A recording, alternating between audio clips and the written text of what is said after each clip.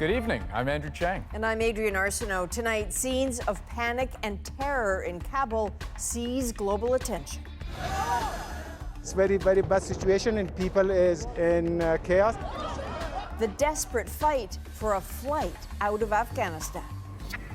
Also tonight, early in a pandemic campaign, the sharp debate over mandatory vaccines. Who wants a copy of the plan? How the Conservatives are aiming to refocus your attention. Employer dilemma, whether to insist workers be vaxxed. It's a question of what are they going to do about it if somebody doesn't comply. And it traps carbon and produces tea. It's a medicine drink, and we bottle it. Now, industry smells a profit in the Saskatchewan bog. This is The National. What's happened almost overnight in Afghanistan is in part a story of failed institutions, the capitulation of a poor army, the abdication of a weak government, the collapse of an international policy. But tonight, the most powerful story of the Taliban's return to power is a human one. Fearful, yet brave, etched in the faces of people desperate to leave. So this gives you some idea. It's not the usual load for this U.S. Air Force C-17 departing from Kabul. Passengers literally wall to wall across the aircraft. The reaction of air traffic controllers says it all. Okay, how many people do you think are on your jet?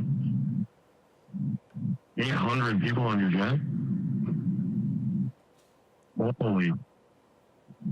Holy cow. So it turns out that number was only about 640. It is only meant to hold 150. Everything happening too fast to count. The crew decided to depart rather than force anyone off. Frantic scenes like these are playing out again and again.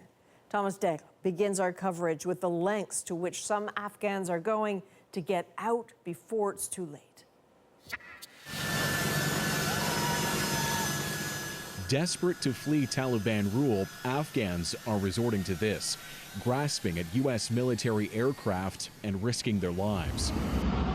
Some hung onto the wheels and fell to their death. Those left behind could only watch in horror. The chaos at Kabul's airport a sign of the distress over what's ahead. With Afghanistan's land borders under Taliban control, thousands crowded onto the tarmac. No visible security or any semblance of order. We're here because we're jobless, this man says. We left our homes. We have no food. They scaled the walls around the airport and jumped over barbed wire. Satellite images showed the size of the crowd outside just waiting and the traffic gridlock. So many rushed to the airport to find only disappointment and frustration. It's very, very bad situation and people is in chaos. Western nations, including Canada, scrambled to organize evacuations as British citizens and embassy staff were among the lucky few getting out. U.S. forces used helicopters to clear the runway, with Afghans recording what they saw. The helicopter is flying very down on the ground, trying to scatter people. To scare and scatter people. The Americans temporarily shut down all flights in an effort to regain control. They struggled, though, with 6,000 American troops being sent to the airport. They opened fire and killed some they considered threats. A general should have understood what it meant to leave an evacuation point in the heart of the largest city in Afghanistan. This wasn't a decision, this was a mistake. Just outside the airport, here's what the people are fleeing. Taliban militants back in control and showing it with firepower. Most Afghans can't leave, facing an uncertain future their country now can't escape. Thomas Daigle, CBC News, Toronto. Now, despite the dire security situation, Justin Trudeau says Canada is committed to resettling thousands of Afghans as quickly as possible. We have Canadian Armed Forces assets deployed in the region, staging out of Kuwait, including aircraft. Trudeau also gave a breakdown of Canada's evacuation efforts so far. 34 Canadian diplomats and armed forces personnel, 2 international diplomats, 5 NATO personnel. He says the evacuees also include more than 800 Afghan civilians, about 500 of whom have already arrived in Canada. Now, Canada's Minister of Foreign Affairs says the government is doing the best it can under difficult circumstances to get Afghans who are in danger out of the country.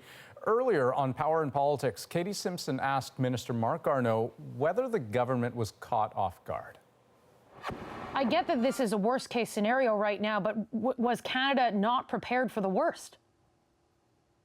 I believe that we reacted properly and according to all of the intelligence that we had, and with the intention of getting as many people out as possible who had worked for Canada.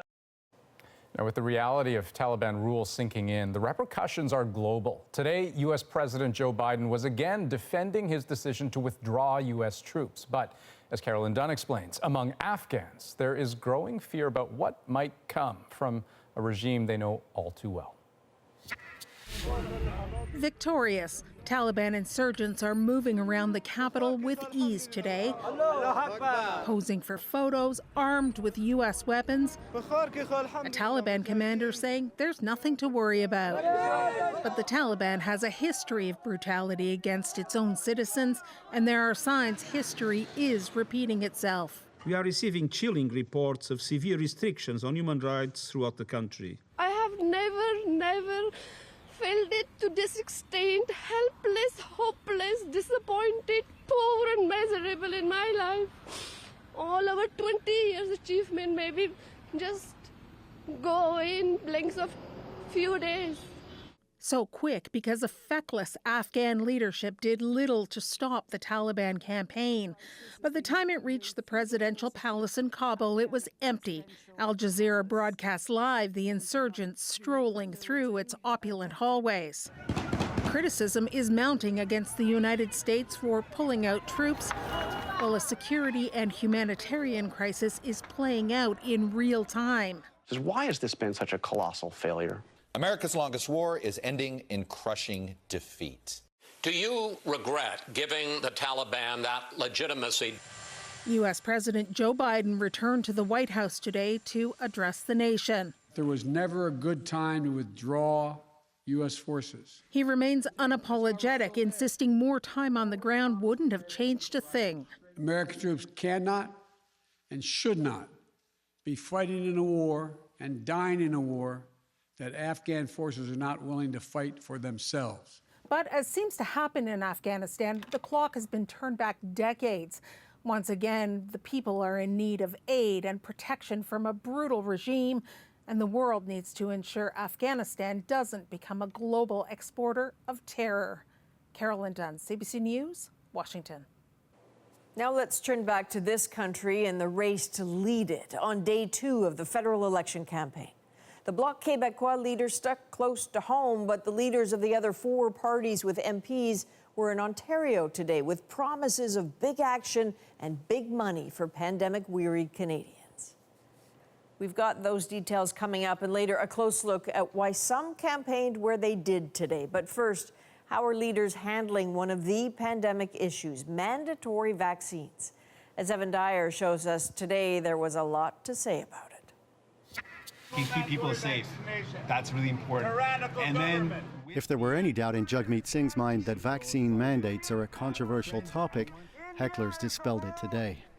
we can set some leadership. We can ensure that all federally regulated workers and federal workers directly are vaccinated by that date, by Labor Day. That puts Singh on the same side as the Liberals, who say one of the reasons for this election is to let voters decide that very issue. It's important that Canadians have an opportunity to have their say, to weigh in on our plan to go forward. And we intend to ensure that the public service gets vaccinated, that anyone on a plane or a train be fully vaccinated. Erin O'Toole's Conservatives say forcing people to accept vaccines to keep their jobs is a step too far. We do feel that Canadians have the right to make their own health care decisions, and we encourage people to get vaccinated, but we also have to make sure we have the tools to protect all Canadians from some people that will not be vaccinated. The devil is always in the details, and we know that this announcement was just thrown out there with a deadline for after the elections. The Greens are also reluctant to embrace mandates. We know that there are those who are not able to get vaccinated for legitimate reasons. We know that there are those who are hesitant to get vaccinated.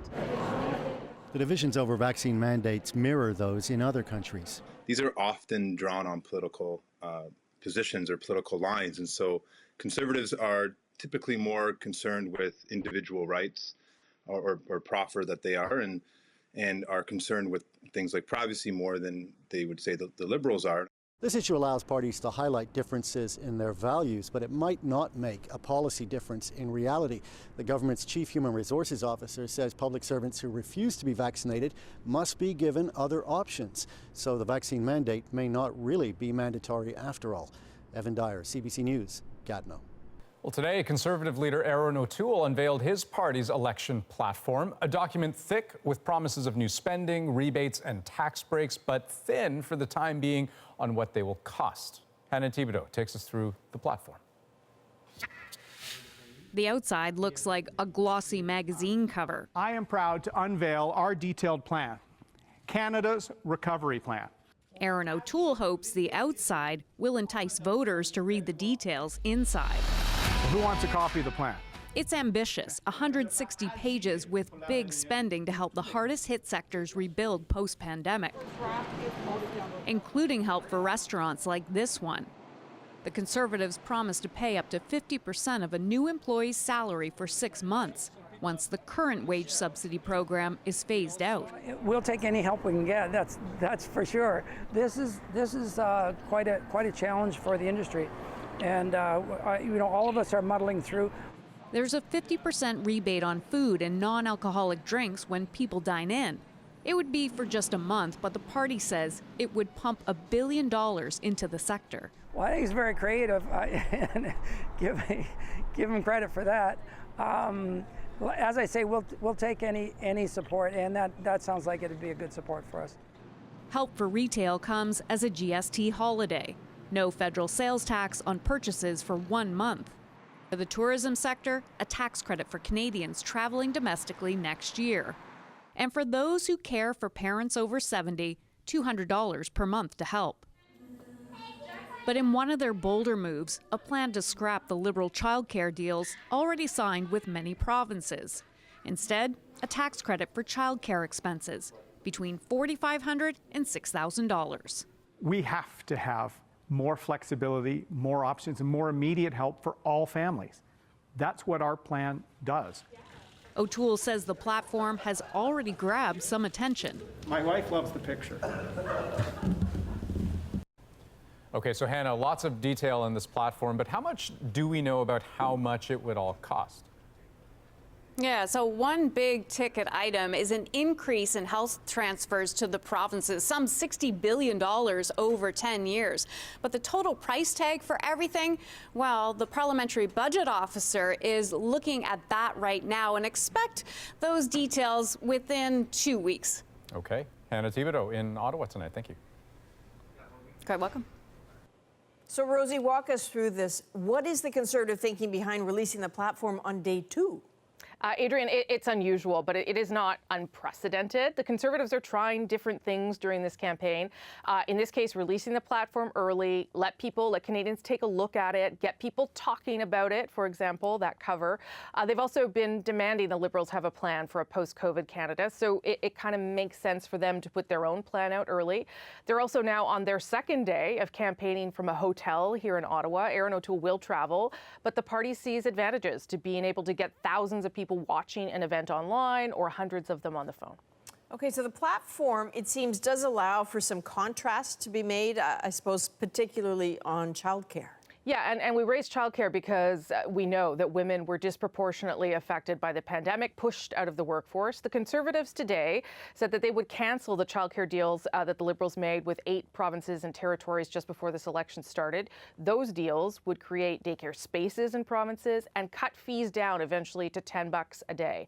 The Conservative proposal, very different, as you heard from Hannah there. They believe a tax credit is more equitable, but a tax credit doesn't address the issue of creating daycare spaces across the country or even increasing salaries for daycare workers. So the pandemic has made childcare a real top of mind issue for many Canadians, Adrian. So this could become a really big thing for voters. And here now we have a couple of pretty different choices.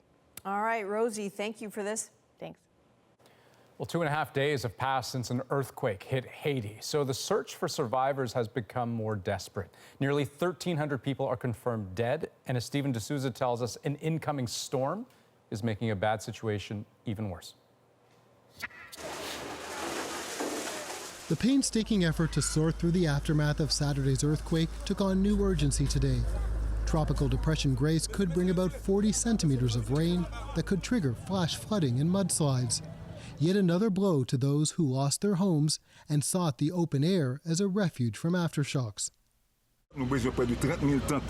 We need 30,000 tents in the area, this man says. We were not prepared to face this problem. In Lakay, the hospital is overwhelmed.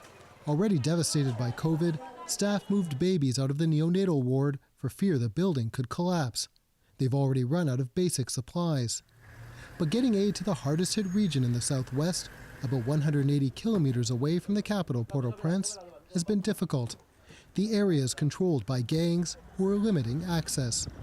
As crazy as it may sound, we only have access through helicopters. So I'd say right now that's probably the biggest challenge.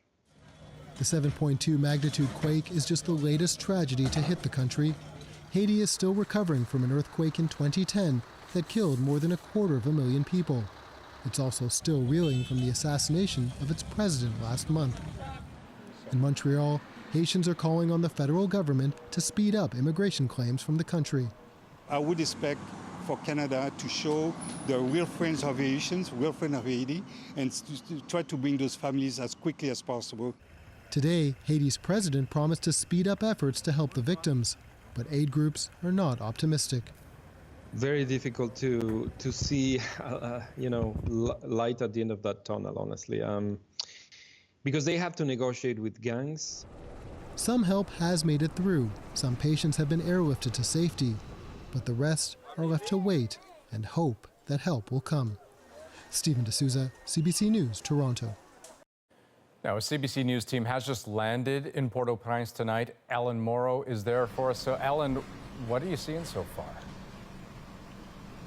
Well, Andrew, it's a miserable night here in Port-au-Prince. It's windy and there's a whole lot of rain. Some of the streets that we were driving along from the airport here to the hotel were experiencing flooding. And the weather here is not as bad as the weather in the disaster zone tonight. And that weather is only going to get worse throughout the night and into the early morning hours. So you see those images in Steve's report of people sleeping outside because their homes have been destroyed, or people sleeping outside because they're too afraid their homes could still yet collapse in the aftershocks of the earthquake, or they're camped outside hospitals desperate to get care. And on top of all of that, here we are 2 days later, and they're going to have to deal with torrential rains, gusting wind. With that comes landslide risk. There's almost certainly going to be flooding, which increases the risk of diseases like cholera. So this really is a level of tragedy, this weather, 2 days after a devastating earthquake that, really just hits you in the stomach and is almost hard to wrap your head around. Well, and Ellen, you make that point that help is needed. I mean, can you give us a little more detail on the challenges that we just heard about, particularly for aid groups?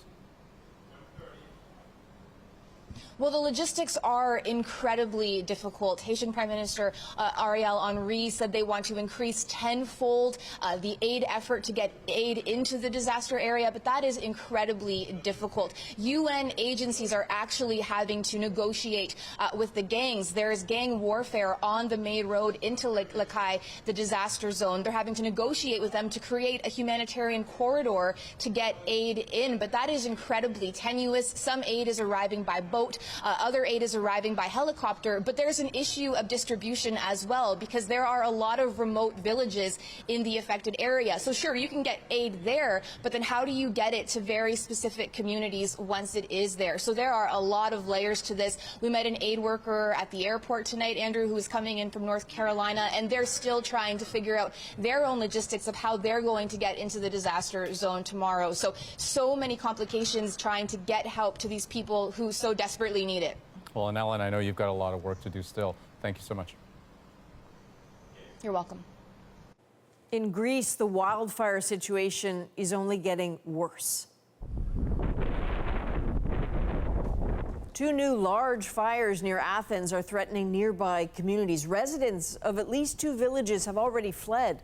The country has been fighting hundreds of wildfires over the past few weeks. Thousands of people have lost their homes, along with farms and livestock. Now, Canadians certainly can relate to the panic and loss of wildfires. Much of the BC interior is blanketed in smoke, and thousands are under evacuation alert. Katie Nicholson is in West Kelowna with the latest. Pretty thick black smoke. From his front lawn, Craig Moffat watched fires spill over the hill. You could see the flames when we were driving down the road, and they came over the crest of the hill. So it was kind of scary, you know, first time seeing a fire that close to your house. Moffat and his family among the hundreds who fled Sunday night as a new fire sparked up in West Kelowna. This morning, he's home again, watching a full-on aerial assault on a fire the chief says moved like a snake. It was at times explosive. The wind drove it quickly in many directions. And hardly the only fire on a night best described as apocalyptic. Dense smoke choked out the light, creating blood-red skies in Armstrong. Darkness fell at 4 p.m., a slew of evacuation alerts and orders from Kamloops to the Okanagan Indian Band territory not long after. Jeff Freed had to round up his cattle to get them to safety in the pitch black. Usually we're not trying to load them in the dark, so they're a little freaked out about that. While between Merritt and Hope, BC, 2 fires merged. Holy shit! Shutting down a major highway and escape route for evacuees. Strong gusting winds and unrelenting smoke kept aerial crews away from the northeast of the White Rock Lake fire for days. Today, news some 60 structures on this side of the Okanagan Lake destroyed, hitting evacuees hard. Just too much for us to lose. And that's the position we're in right now. I'm hoping that we'll be all right, but I think we'll be safe. Katie, it's so striking to see those pictures, and we have seen worsening conditions for fire crews for days now. What's your sense of what's ahead for them? Well, there is a little relief. In fact, it's been raining this afternoon in Vernon, sort of at that northeast edge of the White Rock Lake fire, and there is rain in the forecast here in Kelowna. However, there's also a little bit of lightning in that forecast, which can, also spark up other fires. What is really needed here, what people are really hoping for, is sustained heavy rainfall. That's really what's going to be a game changer for all the fires throughout this region. All right, let's hope they get it. Katie, thank you. You're welcome.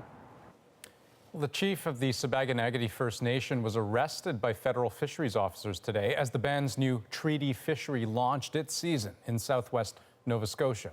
Chief Mike Sachs says officers took him in for promoting an illegal fishery. The band's lobster traps were also removed by officers shortly after they were placed. Sachs was released later with no charges laid. The Department of Fisheries and Oceans has not provided details on the arrest, but it has previously said that the band's fishery is unauthorized. Several Canadian companies are looking at making vaccines the ticket back to the office. We're not vaccine evangelists here. We're just a business, a medium-sized business that is trying to do the right thing. Up next, how businesses are navigating vaccine mandates, and the big question, are they legal? Plus, breaking down the battlegrounds of election number 44. It might very well be the bloc that gets to be in the way of the Liberals' majority. Where the parties are hoping to make gains and at whose cost. and later making the best out of a crummy situation. Even before I opened, there was people waiting at the door at 9 a.m. to buy toasters, and I'm like, what? We're back in 2.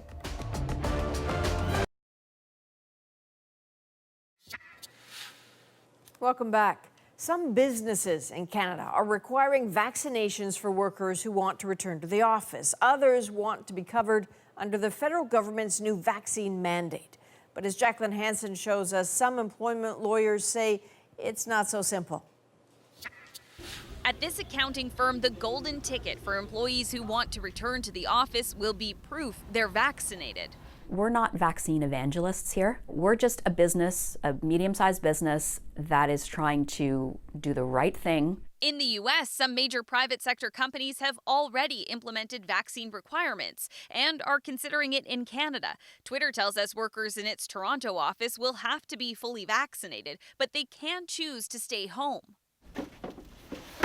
The same goes at the accounting firm. Employees can continue to work remotely indefinitely and don't have to say why. No one has approached us and said, look, I can't get the vaccine, or I would prefer not to get the vaccine, but I really want to be in the office. If they do approach us, we'll cross that bridge when we come to it. Yes, an employer could technically mandate employees to get vaccines. However, employers and their lawyers have to balance safety with human rights, like accommodations for workers who aren't able to get vaccinated for medical or religious reasons. Plus, this lawyer says the requirement for the vaccine would have to be connected to a real substantial either threat of an outbreak within the workplace or the need to protect vulnerable people within the workplace. Others don't recommend going the vaccine requirement route because it could create other challenges. It's a question of what are they going to do about it if somebody doesn't comply. Hopefully there are sort of softer, gentler measures that will achieve the same objectives. Some companies like Good Life Fitness want government help to make implementing a system easier before they require staff to be vaccinated.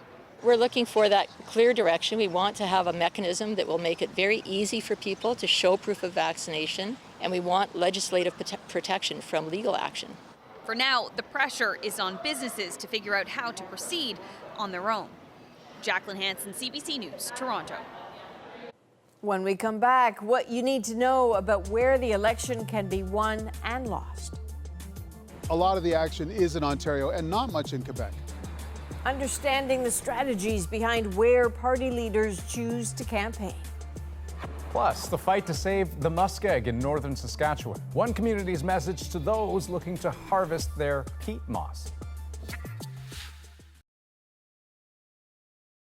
He would make sure that companies that abuse the system, that abuse the wage subsidy or other programs, are paying back their fair share. So that is NDP leader Jagmeet Singh on the campaign trail today in Toronto, speaking over the shouts of hecklers. Singh is pursuing his party's promise to make the ultra-rich pay their fair share. He says an NDP government would crack down on any large companies that misuse the pandemic wage subsidy. And as Green Party leader Annamie Paul was campaigning today, CBC News learned the party moved to postpone its national convention scheduled to begin on Friday. Sources say it would have distracted from efforts to ramp up its federal campaign. And Liberal leader Justin Trudeau was on the offensive in ridings in Ontario and Quebec today. David Cochran shows us where and exactly why. Hey everyone! Justin Trudeau ended his day in Ontario, campaigning in ridings his party won in 2015, but lost to the Conservatives by narrow margins in 2019. But Trudeau started his day in Quebec in a riding held by the Bloc Québécois, where he promised an extension of the hiring subsidy, enhanced wage and rent supports for the tourism sector, and financial relief for cultural venues that host live performances but can't sell tickets because of COVID. From day one, we focused on having your back. These programs apply nationally, but they target politically important sectors of the Quebec economy, in ridings where the Liberals and the Bloc Québécois are in tight two-way races. Those Quebec seats and these tight Ontario ridings are important targets if Trudeau is going to secure the majority he's seeking. David Cochran, CBC News, Greater Napanee, Ontario. Now, it was no accident that David's report featured certain ridings in Quebec and Ontario. They are a couple of the regions that always seem to help tell the election's result. David Common has a look at which ones seem up for grabs this time around. As the election fight gears up, most of this country is not actually in play. It rarely is, and like it or not, we'll probably see parties focus again on central Canada to decide who will form government. A lot of the action is in Ontario and not much in Quebec. Specifically, the populous 905 belt around Toronto, where Conservatives and Liberals are both in contention, says veteran Maclean's columnist Paul Wells. Seats that the Liberals won big in 2015 and 2019, they're likely to hold. And seats that the Conservatives have been winning big, their advantage has shrunk. Places like Sarnia, Durham, places that they held in 2019 under Andrew Scheer, now the support's a little soft. And so the Liberals have a shot. But if there's a spoiler on the horizon, it may well be in Justin Trudeau's home province. Not between the two leading national parties. There are actually no races in Quebec where Liberals and Conservatives are close. But it might very well be the bloc that gets to be in the way of the Liberals' majority.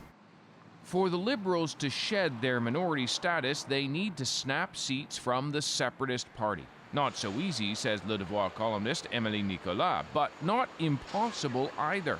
We're talking about the further suburbs, the greater Montreal region, up to Trois-Rivières, so the center of the Quebec province on both sides, and a little bit in the Saguenay-Lac-Saint-Jean as well. So especially if we're talking about trying to basically open up the circle of Liberal ridings in the greater Montreal area, that's something that the Liberals could try to do.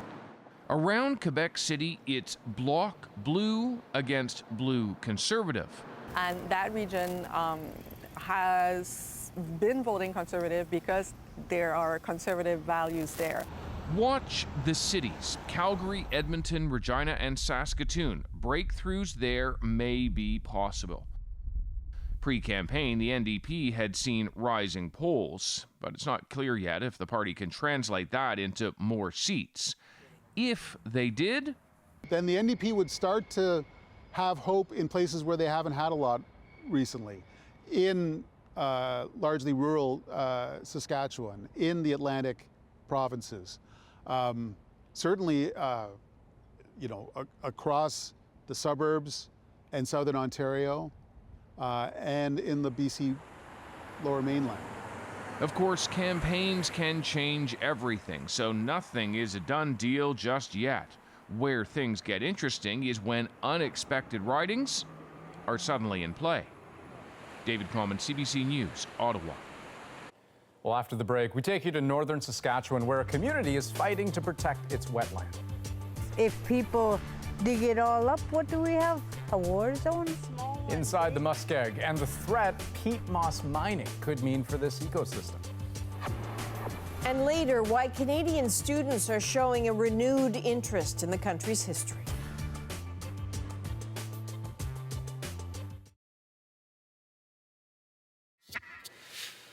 Welcome back. People who live near an ancient wetland in northern Saskatchewan are upset about a proposal to harvest it at an industrial level. A Quebec company is eyeing several parcels of Crown land. Kendall Latimer shows us how local residents are teaming up to battle the plan. Wetlands, like muskeg, have often been overlooked as wastelands. But many Saskatchewan Northerners know that the muskeg is actually bursting with life. And this is really good for your hair, this plant. And if you go to a new place and you have allergy reaction to the place, you wash your skin with this. And these are such small ones, eh? Knowledge keeper Eleanor Hegland says she doesn't need a pharmacy, that there's plenty of medicine out on the land. Now what is this plant here, girl? The muskeg is intertwined with local indigenous culture. It is used by gatherers, trappers, and hunters. It is rich with mushrooms, berries, and of course, the plant commonly known as Labrador tea. It's a medicine drink. And we bottle it. Old ladies make their tea, and They send their kids to the muskeg, go find some good tea. But these medicines and the muskeg that houses them are under threat. At Lambert Peat Moss, we believe in what we do. Lambert Peat Moss, a Quebec company, is proposing an 80-year harvesting plan. It wants to lease 4 sections of the muskeg land around L'Orange, just over 2,500 hectares of land. Because, hey, when I say it starts here... The company would clear the land, harvest the peat, and then sell it for use in potting and garden soil. If people dig it all up, what do we have? A war zone? You know, nothing. You killed it. If they do the peat moss, what will we have left? There will be no medicine for our grandkids. The acidic peat bogs are a special kind of ecosystem. They take centuries to form, made up of layers and layers of decaying matter. They're sometimes several meters deep. The spongy bogs store water, and on the surface, they host passing animals, like woodland caribou, and they're also home to rare plants. Muskegs are also one of the world's best carbon capture systems, storing more carbon per area than forests. But disruptions like peat harvesting eliminate that natural carbon sink. And harvesting also means that those large amounts of carbon are going to be released into the atmosphere. And we can't afford that in our time and age. And I'm always like, we're in the climate crisis and people don't treat it as a crisis. Miriam Coroner is one of many community members trying to share what's at stake if the proposal goes ahead. She fell in love with the land 2 decades ago and never left. Coroner is now helping lead the fight against muskeg mining. The ultimate goal is, like the short-term goal is to stop Lambert peat mining from coming in here and harvesting peat. But I think the long-term goal would be to ban peat mining, period, in Saskatchewan. Many of the people using the land that's targeted by Lambert in this proposal are members of the Lac La Ronge Indian Band, one of the largest First Nations in Canada, representing about 11,000 people. If we don't have our land, we don't have anything. The band has expressed fierce opposition to the project. When industry comes in like this and government wants to permit this type of activity, it does trigger duty to consult, and we have, denounced it through that process. Because once we kill everything else, we're going to die too, and there's going to be... One band member, who is also a teacher, says she was shocked when she learned what could happen to the land. I start to look at videos and stuff of what it looks like when they harvest the peat moss or mine it, and like all of this would be taken away and cleared and then drained, and then they vacuum it up with these big machines. And she shared what she was learning about peat harvesting and the wonders of the muskeg with her grade 7 students, like how the wet bogs are a natural fire break, critical for a community like theirs, often threatened by fire, including this summer. They decided to act. We thought, well, let's do a petition, and then we thought maybe we'd get like 1,000 signatures, and we got like over 20,000. So. This peat harvesting proposal has not yet received the green light to go ahead. The Provincial Ministry of Environment will review the company's environmental impact statement and public feedback, but those fighting for the muskeg say the process should be stopped now. Try to keep our land for our future generations, and if the young ones are saying that they don't want this, I don't know why we're not listening to their voices. Lambert did not respond to our request for comment, but the company has previously promised that it would restore the land. Lambert says the bog won't regain the thickness and depth we see today for hundreds of years. And for people who rely on the land for its offerings and its teachings, that thought is daunting. That's why people like Eleanor Hegland say she won't let the land go without a fight. You're destroying our culture by taking the muskeg away. You're really destroying who we are. It's not just the muskeg, you're destroying a culture. And this is used for medicine too. And she knows her allies, her fellow muskeg warriors, are walking beside her. Kendall Latimer, CBC News, near La Ronge, Saskatchewan. Well, up next, introducing a new generation of historians. A lot of us are seeing these social changes and seeing these issues in our society, and we're wondering where it came from. Why a growing number of young Canadians are opting in to history. We'll be right back.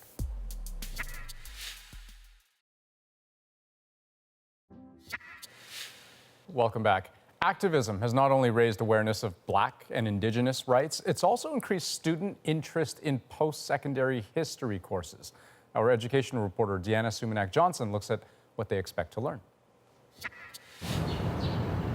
Fiona McCrow always had an interest in history, but recent movements for social justice have added purpose to her study. I think a lot of us are seeing these social changes and seeing these issues in our society, and we're wondering where it came from, and there's no answers to it other than looking to the past. Who keeps us safe? We keep us safe. The past few years have seen young Canadians march for Black lives, talk about the horrors of residential schooling, even challenge who deserves to be put on a pedestal. After years of declining interest, some history departments, like at the University of Victoria, are seeing more students take history courses. They bring, if you like, a bit of skepticism to the received kind of history that maybe they learned in high school. And they're anxious to kind of get behind those stories and understand really the foundations of this country, which was built on colonialism and displacement of Indigenous people. At the University of Alberta, an online course offering an Indigenous perspective on Canadian history has had huge enrollment. And when we go back to what you were talking about, Dan, with this notion of... It was helped by celebrity endorsement from Dan Levy and spurred by the discovery of unmarked burial sites at former residential schools. Settler Canadians look at what is available for us to learn, right? It's never taught in schools. That's something that we often hear over and over again. We didn't know this. We never knew this. A history podcast about the country you know and the stories you don't. And for those who don't want a course but want to mine unexplored corners of Canada's history, there's a podcast, 4 years running, created by two non-historians. My high school Indigenous history class, we watched movies and colored maps. It was really, I didn't learn anything. It was fun, but I didn't learn anything, and I do think people really want to learn. I think sometimes history is a reflection of the people who study it and who write it. For Fiona McCrow, her passion for history has become a career choice, one of young Canadians who want to shape the future by shaping how we talk about the past. Deanna Sumanak-Johnson, CBC News, Toronto. Next, in case you're in need of a toaster. This Nova Scotia business accidentally ordered just a few too many. How a community got to work buying toasters is next in our moment.